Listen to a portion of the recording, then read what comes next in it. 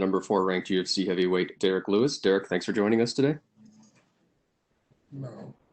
Our first question goes to Augusto Germaniez-Gay with Somos MMA. Your line is open. Hi, Derrick. How are you? Terrible. How you doing? Fine, thank you. Cool mask. Hey, I like it.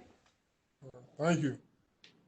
Derrick, your last fight was in February when this COVID-19 situation wasn't so big, at least inside the UFC.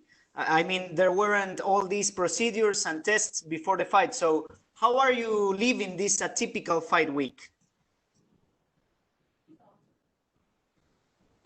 You say that one more time? Yeah, I was asking, how are you living this atypical fight week? Living?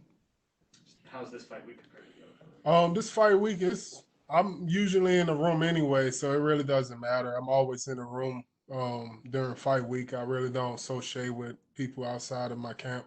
So it's really just another fight week to me. And what do you do to kill time in your room? To kill time, I just talk to my family, my kids, or just watch Netflix. Cool. Did all the pandemic context affect your preparation for this fight? Not at all. It really just helped me actually. I I brought a bicycle and I've been cycling a lot early in the morning, like doing 20 miles a day. So it really helped me a lot. My final question is, what kind of fight do you imagine for Saturday? What are going to be the keys for your victory? I think you'll see something you haven't seen from me in a long time inside the octagon, that I'm going to come out balls blazing. Okay, thank you very much, Luis, and good luck on Saturday. Thank you. We'll go next to Gustavo Faldon with ESPN Brazil. Your line is open. How's it going? Terrible. Why terrible? At least you care. The other guy didn't care. At least you asked him. No, I've just seen if you care about me. That's all. Okay. After your last fight, Derrick, you said that you had a health problem. It was a matter of like life and death. Can you share with us what was that and how are you feeling? Are you feeling healthy right now or not? I'm feeling a lot better now. I really can't talk about the health problem still, but I'm feeling a lot better now. I haven't had any issues with that problem. But can you keep fighting without any problems or? Yes, I could continue fighting. I went to the doctors numerous of times, different doctors, and they all told me that it's fine. It's a normal thing that happens with guys my size. That's all. But you're not at life risk anymore, or are you still? I'm not at life-threatening risk anymore. No. Okay, and what can we expect from you from this fight on Saturday? Something crazy, something different. You'll see something different from me that you haven't seen before. That's all. So, but what can you say? You're gonna go like to different strategy? You're gonna go for a knockout? You're gonna go to the ground game? I'm just going to be more active. It'll be more active for myself instead of just being patient and waiting the last 10 seconds of the fight. I'm going to be more this fight. That's all. Okay, thanks, Derrick. Thank you. We'll go next to Jim Varsalone with the Miami Herald. Your line is open. Yeah, thank you. I'm curious what your thoughts of this fight and in essence of the main event, ESPN Plus. Yeah, there's no crowd. You got a really great opponent, very experienced himself. Just what are your thoughts? Can you relish in the moment, or that doesn't happen until afterwards? I don't care about the moment at all. I'm not in it to be famous. I'm not in it to please the crowd and stuff like that. I'm in it just to take care of my family. I don't care if there's fans there or not. I'm not doing it for the fans. I'm doing it for my family. And you talked about your preparation. Just how much did you go back and look at any of his fights, or did your coaches do that, or that's something you don't really too much worry about? I went back and looked at his recent fight, with Wardum.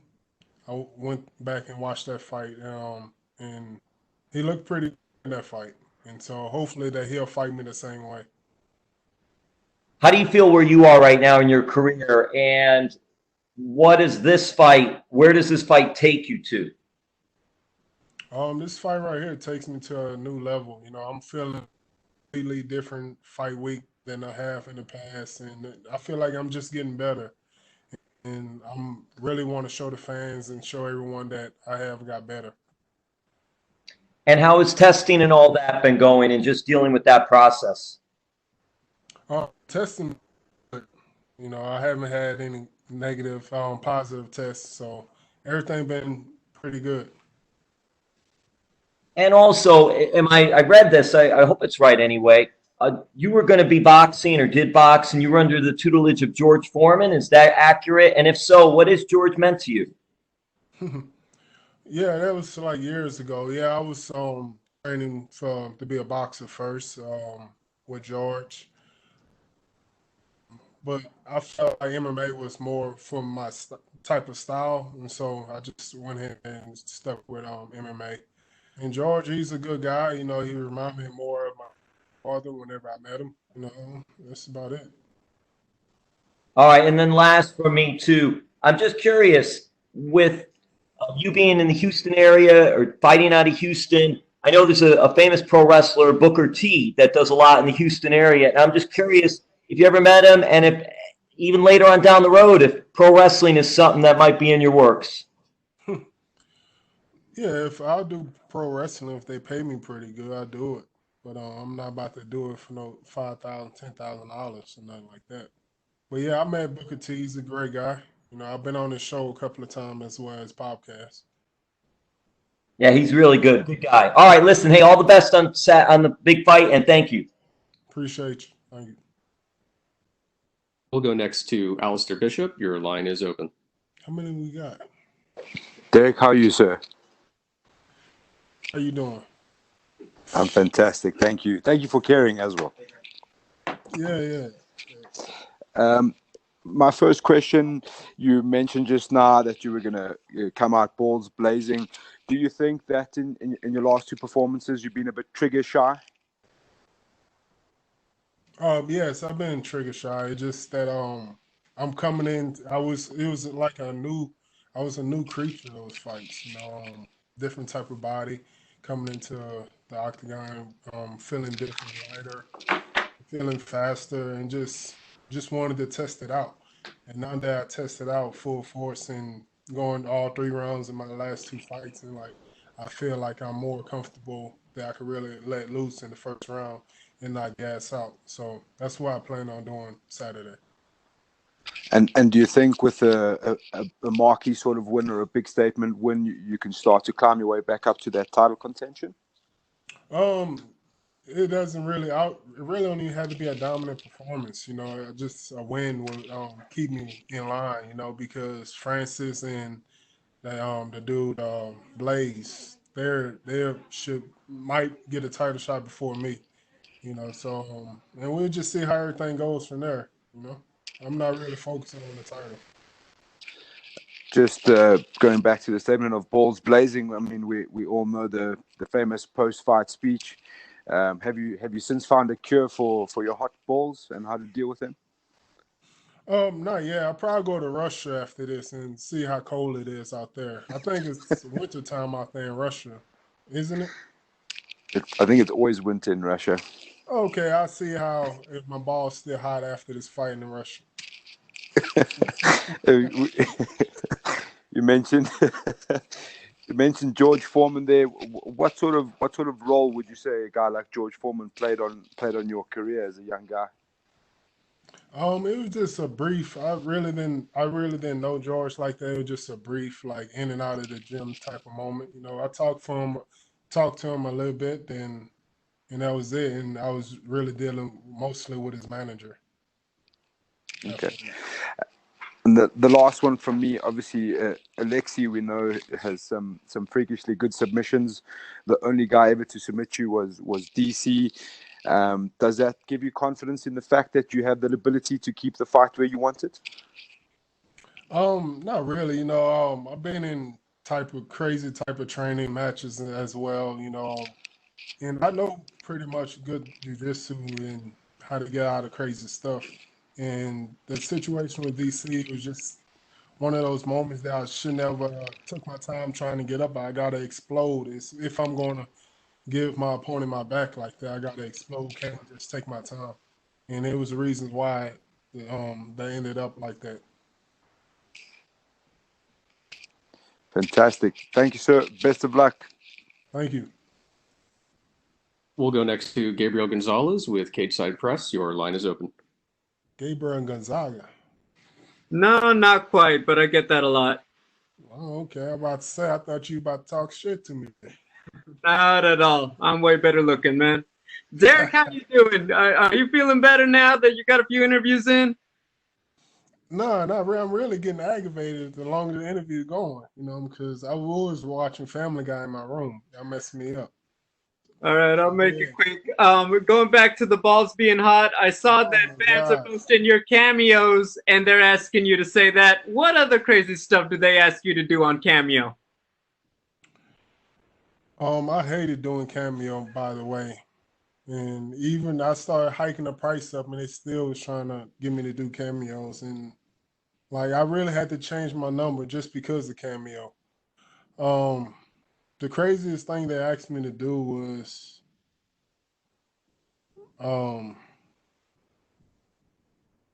take my shorts off. Actually, it was an older man wanted me to take my shorts off. I think it was a fetish of his, so I went ahead and did it anyway. So that's probably the craziest. How much did he offer to pay you? He did $100. You know, I didn't mind. It was pretty. It was fun at that time. You know. Everyone's talking about you looking fit, man. I gotta know, what do you order at Popeyes to keep getting slim as the Black Beast? I haven't ate at Popeyes in a while. You know, my family eat it, but I really don't eat. But whenever I do, I get about 4-piece chicken strip, spicy, biscuit, fries, and red soda. Awesome.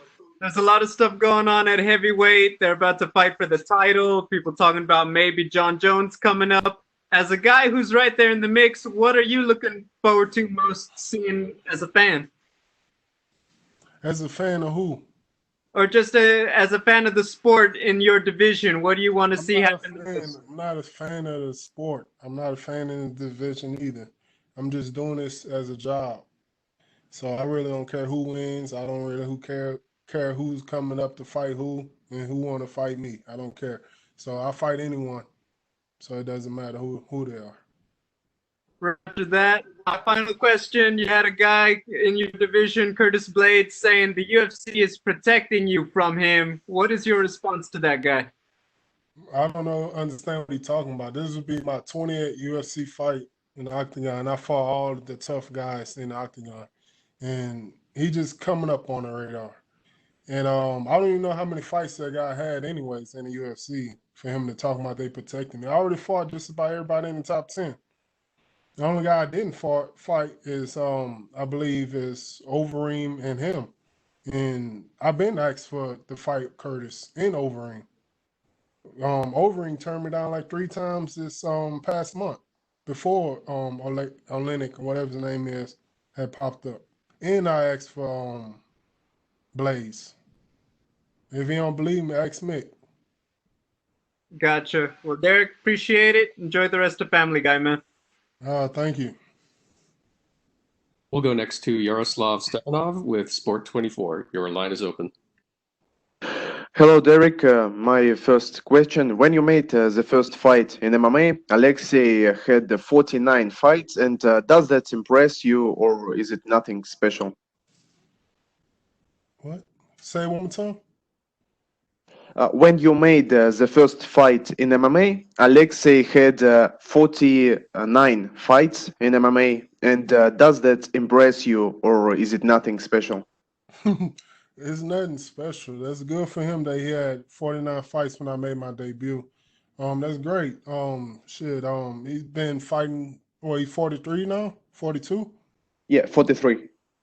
And he's still fighting, so that's pretty good. That's really motivation that if everything is not going good in my financial situation, that I could still be fighting in my 40 when I'm 43, and so I'm looking forward to it if everything don't goes right, you know.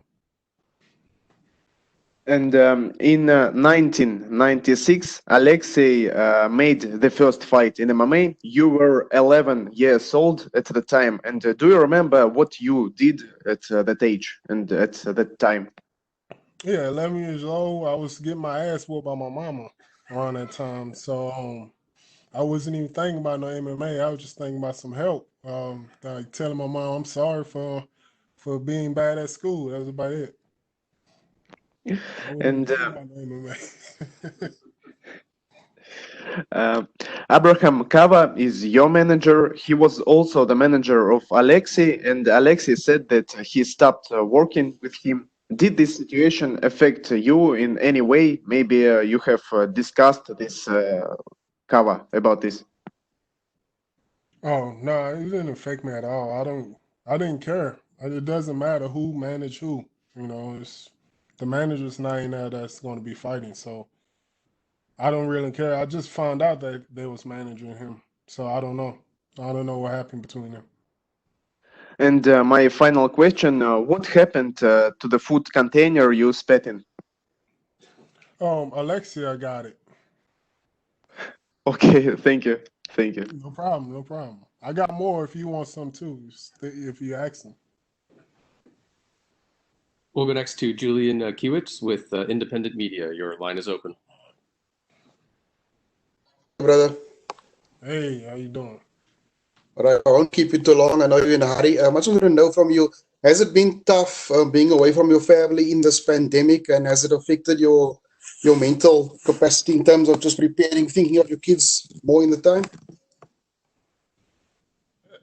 Say that last part again. I just want to know, has it been extra tough for you preparing for this fight in terms of being in the pandemic and obviously thinking of your kids also at home?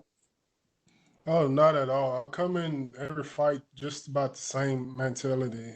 Just kill or be killed. And I'm go out there and just fight hard as I can. You know what I mean?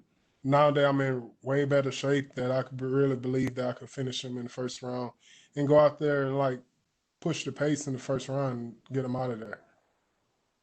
And just tell me your ritual before getting, like, leaving the hotel. Are you going to give your kids maybe a video call or chat to them on the phone and just see what's up before you're heading to the fight?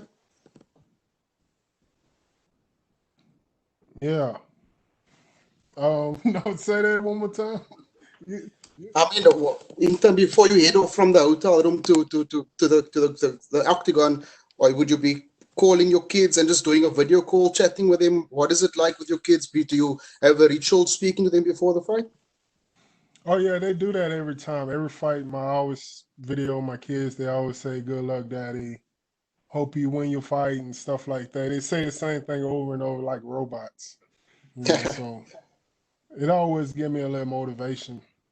Because if I lose, they'd still talk crap about me. Even if I win, my kids will talk crap about me before the Russian trolls get in my DMs and start speaking their language, talking crap about me too. So you say the banter runs in the family? What's that? You say the banter runs in the family, eh? The banter runs in the family. Yeah, it runs in the family. They crazy. Thanks for your time, brother. God bless. Thank you. Thank you. Thank you very much, Derrick. You're all set. Thanks.